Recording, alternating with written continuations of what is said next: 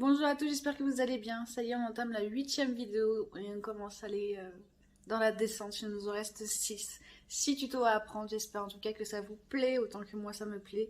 N'hésitez pas à partager comme d'habitude, je sais, je me rabats, je sais, je suis pénible avec ça. Mais voilà, c'est très important. Donc je vous fais plein de gros bisous, puis on se retrouve demain pour une nouvelle vidéo.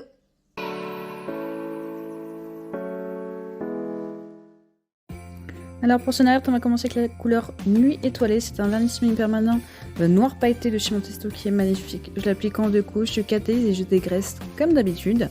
Et ensuite je vais appliquer la couleur Jet Black, donc c'est un gel paint de chez Montecito toujours.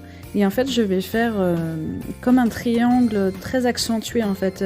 Pas avec des angles droits, vraiment avec des angles arrondis en noir tout simplement. Juste pour avoir un fond neutre pour pouvoir faire notre tour Eiffel avec tous les petits détails à l'intérieur. Je trouve que c'est plus joli. Vous pouvez laisser en noir pailleté, hein, mais le noir mat, enfin le noir sans reflet, ça ressortira beaucoup mieux. Je catalyse et après je prends la couleur meringue, donc c'est pareil, c'est un gel paint de chez Montecito. Et en fait, ouais, je fais une astuce, c'est-à-dire que je mets un trait au milieu de mon ongle près des cuticules. Je fais un trait à gauche et à droite, et après un trait pour faire l'angle. Et en fait, vous voyez, du coup, ça nous donne vraiment une symétrie parfaite.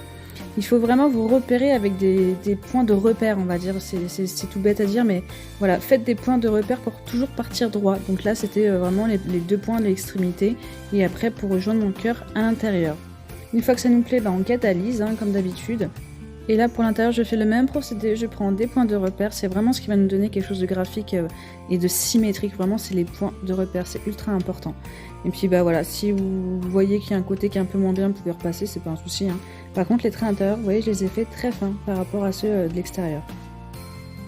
Et je trace très délicatement. Quand le résultat nous plaît, on catalyse. Faites par étapes, hein, pour pas que le gel, même si c'est un gel paint, ne coule un peu trop. Il faut que ça même soit très fin. Je prends la couleur sequin et je suis désolée pour cette partie-là, la vidéo ne s'est pas enregistrée. J'ai tout simplement fait comme le blanc, il n'y a rien de bien compliqué, hein. J'ai suivi la ligne du milieu, etc. Les lignes blanches étaient déjà tracées, donc c'était plus simple.